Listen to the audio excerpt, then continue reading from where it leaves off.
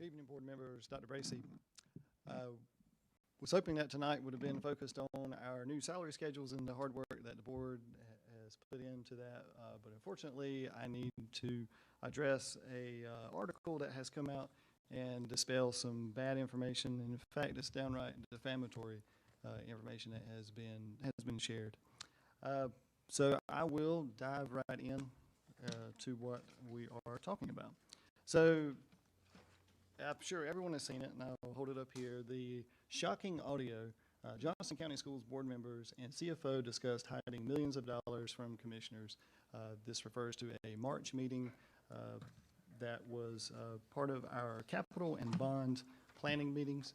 I don't recall exactly which meeting it was because we had multiple meetings in March, but it was either March 15th or March 28th. But at that meeting, we were discussing capital needs and bond needs. In that meeting, we discussed how we can meet the capital needs of Johnston County Public Schools. And you have seen part of that here with the bond request. So there's a $177 million bond request coming, but that is not going to cover all of the capital needs that the school district has. And you saw Mr. Moore showing that we are also putting in ESSER funds or federal dollars and capital dollars into that fold as well. And so during these discussions, during the year, we cover all those things. We look at all the different options that the school board has before it. And so in these meetings, we talk about, in addition to the bond money, there are two separate funding sources that the board has the option to spend capital outlay dollars.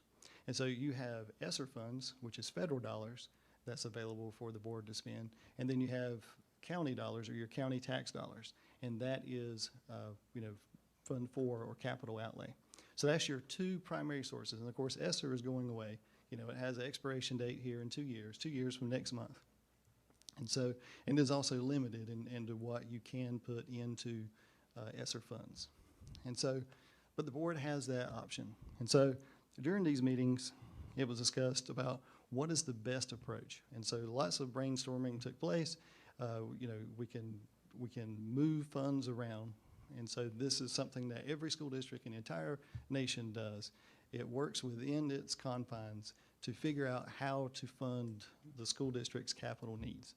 And so you can move projects around, you can move funds around, you can move expenses around as you need, and that's what this transcript is referring to. So the transcript that I'm talking about is on the report, or in the article, and it says March 2022 audio file, hide the money.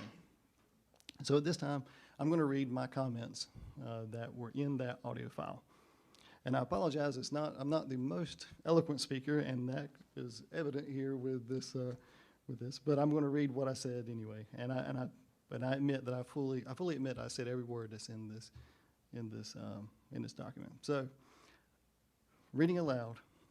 So what we could do and how we are working to get you as close to that $35 million was to take $8 million out of ESSER and put it back into local, and that will keep fund balance floating around $23 million, and that will give you another $8 million. So let me talk about what we're discussing here to give you a little context of it, because you got a 43-second snippet of many, many, many hours of conversations that we're having, around budgets and around, around capital. So when I say $35 million, so this was the goal that the board set for us, that we are trying to come up with a $35 million plan to fund the capital needs for the school district. And so $35 million is capital. $8 million is what we are short that we've got locked up into our current expense budget. So we've talked about ESSER, we've talked about capital, but our primary operating budget is current expense. Those are the things that that we use that literally keeps the lights on. It pays salaries. We use it for basic financial needs, air conditioning, et cetera, et cetera. So, but what you can't put into current expense are capital needs. So you can't build buildings with current expense. You can't buy buses with current expense. You can't replace vehicles. You can't replace an entire wing of a school. You can't buy mobile units with current expense funds. There's a limit on what the board has to its option or can do with current expense funds.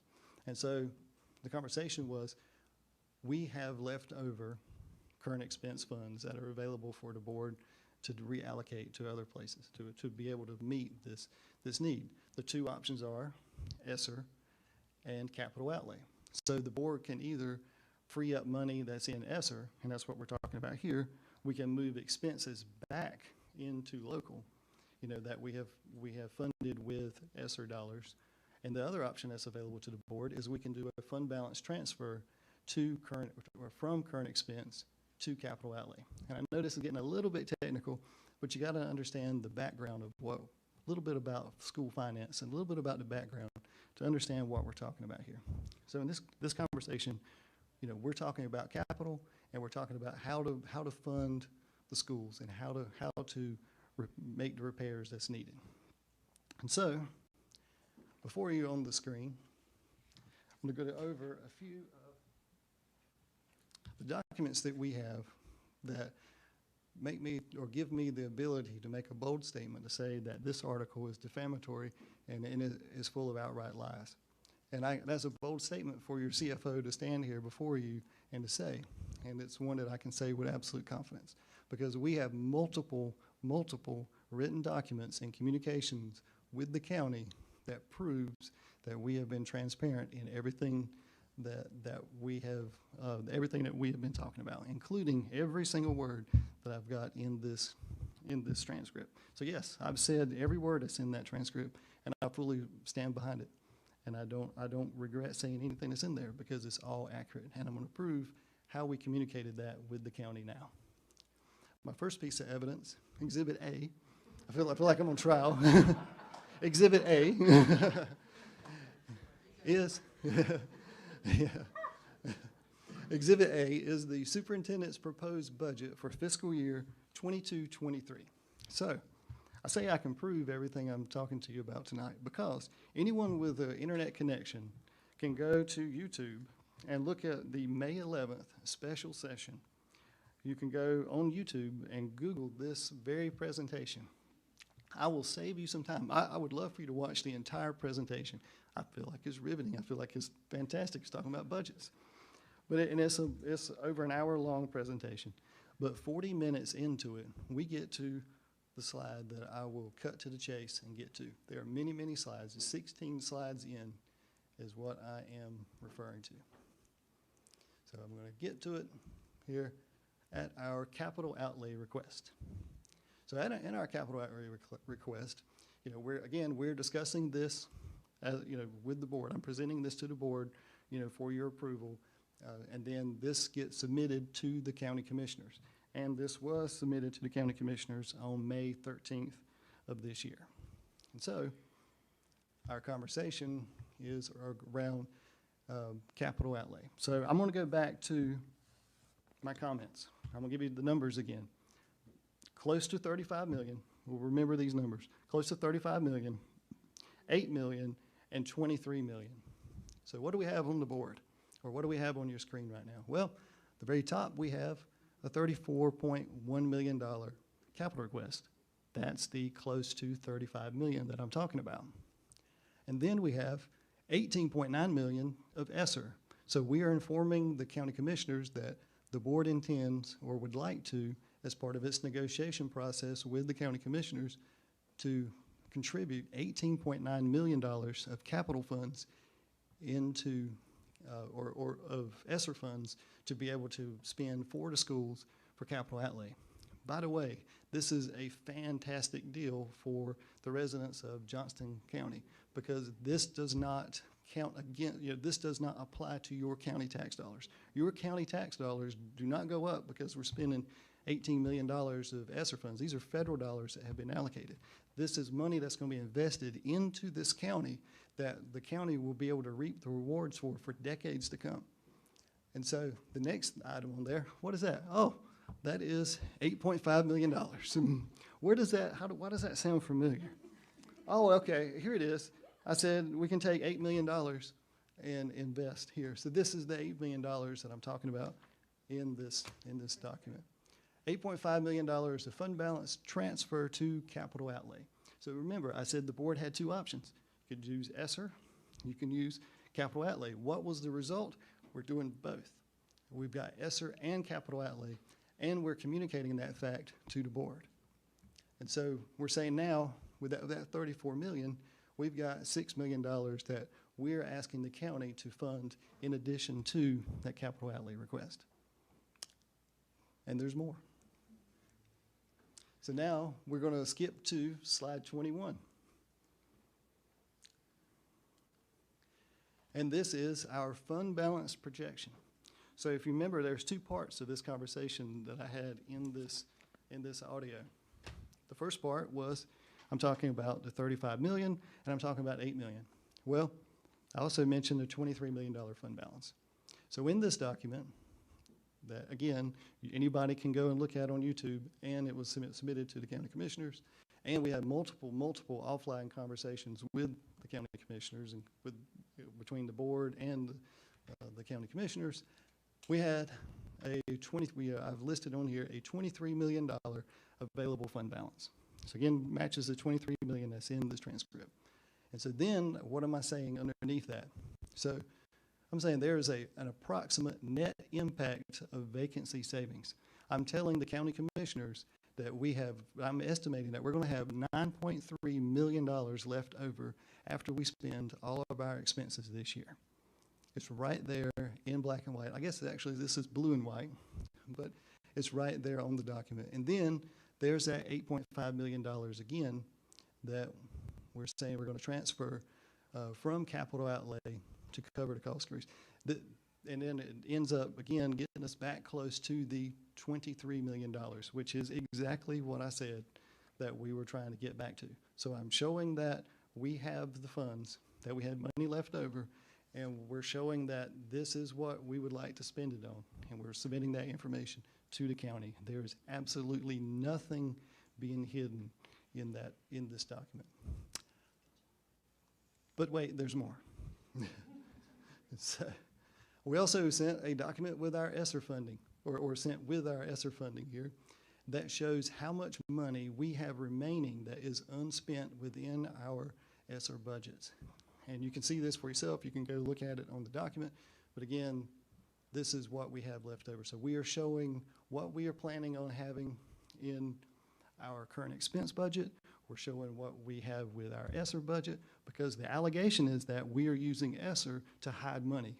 There it is, right there on your screen, 2 different pages, exactly what the year-to-date expenses were and how much was left over as of May 9th, 2022, when we sent this to the county commissioners that following week. It is right there listed in black and white. There's no money being hid. It's all right here. And anybody that had ever watched any of our budget presentations would know that and would see that. But wait, there's more. So my last piece of evidence that I have for you is a fund balance transfer resolution, which we're going to bring up on the screen at this time there. So it is a document that I give you the rest of the background to this, which is this is also available on YouTube. This is dated June 29th. So this is, we're talking about a multiple month period here. We've started in March, and now we're in at June 29th. And so during that time, there are lots of offline negotiations between the board and between the county commissioners. And at this point, we have now received our funding allotment from the county. With that funding allotment, the county, as part of the negotiations, did not fund any capital outlay for the school year. All of that money went into current expense. And so, as part of that process of everything that we've been talking about since March, when we were talking about the $8 million, I'm going to read to you what this fund balance transfer resolution says. The very first part is a little bit of legalese, but it basically says we can transfer money when there's, when we need to, but it has to be approved by the county commissioners. Underneath that, it says, whereas Johnston County Public Schools has a number of capital projects that have not begun construction because of insufficient capital funding due to the dramatic and unforeseen rise of cost as a result of historically high inflation. no surprise there. Inflation costs are up, so it's driving up our capital costs, so we need extra funds to get there. Underneath that, we say, whereas Johnston County Public Schools finds itself with leftover funds in its current expense fund. Again, we are telling the county commissioners in writing that we have leftover funds. And so because of this unusually high and temporary lapse salaries and vacancies in the 2021 fiscal year. Underneath that, we say, therefore, be it resolved that jointly the Johnston County Board of Education and the Johnston County Board of Commissioners hereby authorize Johnston County Public Schools to transfer the sum of, I think we all can say that number by this point, $8 million from its 2022 current expense fund balance to its capital outlay fund for the aforementioned cost increases. Everything that I said in here has come to fruition. So there's no hidden cost. There's no conversation about hiding money. It's all listed right here. Everything is verifiable. Our auditors are here this week auditing our books, and that will be presented to the board here in October. And so there's nothing, I have, my proof is in writing, and it's in the communications back and forth with the county commissioners. Thank you very much, Mr. Brett. Any questions or comments from the board? Mr. Brett, we appreciate you. I don't know anybody with more integrity than you that has ever worked in the school system. And it is disturbing to me that you would be targeted in an article that would even lend itself to think that you were doing anything that was not with complete integrity and following the rules in which you have promised to follow while helping us in this county. And I just appreciate you. You're the best I've ever seen.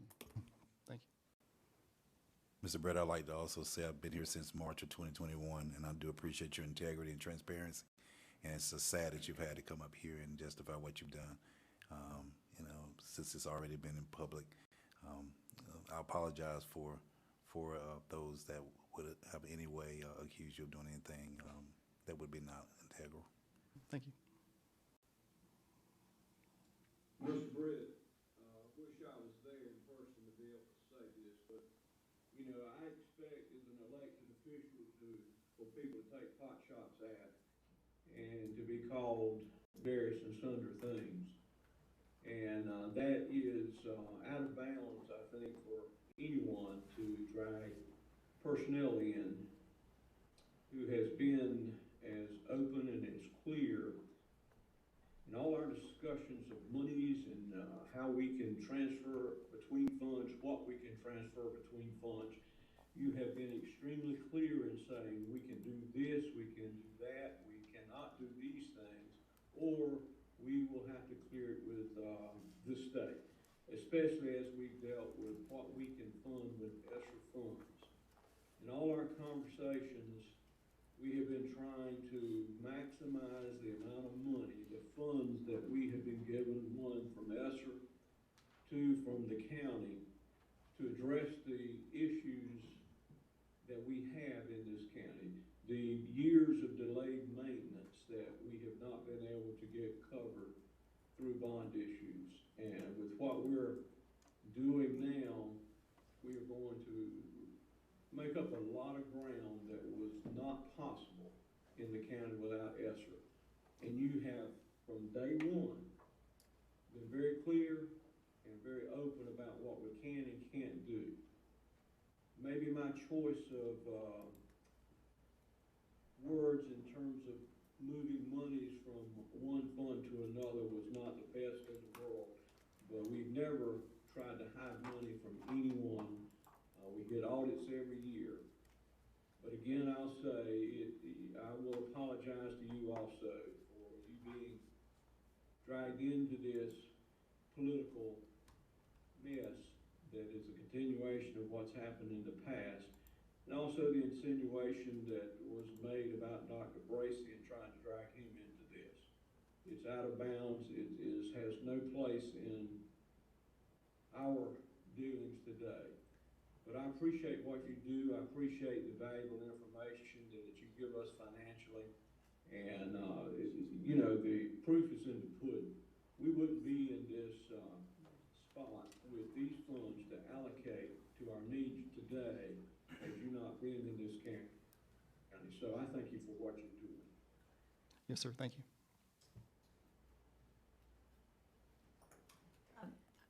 One moment.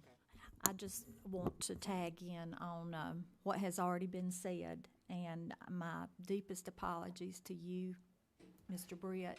You are not just a fine individual with probably the most high level of integrity of anyone I've ever met, but you are also masterful in a positive way. And if anyone can assure that children are going to get what funds are intended for, it's you. And my heart hurts that you have been dragged into this. And Dr. Bracy, I want to say the same for you. And I also want to thank you for having brought Mr. Britt to us from Sampson County. Our finances have never looked so good, and I want to thank both of you for the hard work and the dedication that you bring to this school system every day. Yes, ma'am, thank you. Mr. Britt, I've already been by your office to talk to you today, but and to apologize for the comments that were made, but at the same time, I'm like Kay, we as board members say, we'd like to do this, we'd like to do that, but they all go through you, and you say, we can't do that. We can do this. So thanks for being our buffer and telling us what we can do and what we can't do. We're blessed to have you as a county, and just know that we want you to be here for a long, long time. So thank you. Yes, sir, thank you. If I could make a comment?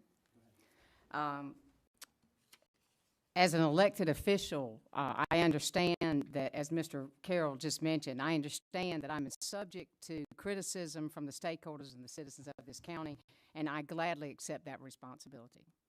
I do not, though, however, accept and will not accept the comments of those who make accusations and false statements in regard to my work on this Board of Education. I am very disturbed, as Mr. Britt and Mr. Carroll are as well, by an article that was released yesterday on a local social media outlet. The story resulted from an audio recording that Ronald Johnston, a fellow board member, made during a meeting of the Bond Committee in March of 2022, as you have heard. Mr. Johnston shared this recording with two candidates who are running for the Board of Education, Michelle Anton and Kevin Donovan. The meeting in March was held to address, as Mr. Britt has said, our proposal for the bond referendum to be presented to the commissioners. Our discussion dealt with how we would utilize the bond money and additional local dollars along with ESSER funds to help maintain and repair our facilities. The recording gives a small portion of the discussion of the meeting and is completely out of context to the total discussion. It is clear to me that the people involved with this article are implying that our board is or intends to hide money from the public and our county commissioners. As Mr. Britt has just shown, we had additional money from local funding. We wanted to use that money in the proper way.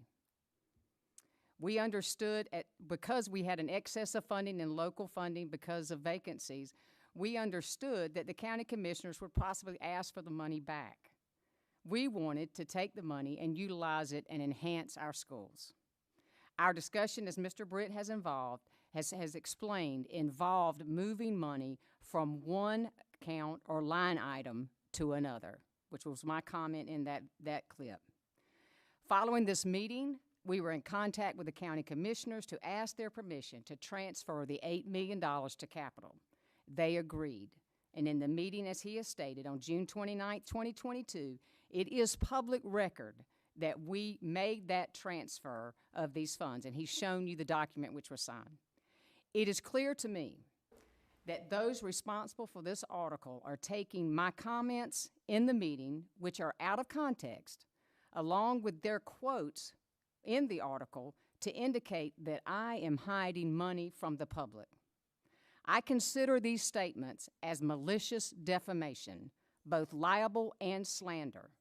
I was never contacted by the editor of this social media outlet or those who assisted with this article in order to seek clarification of my comments. It is my full intention to hold these individuals accountable for their actions in regards to this article. Thank you.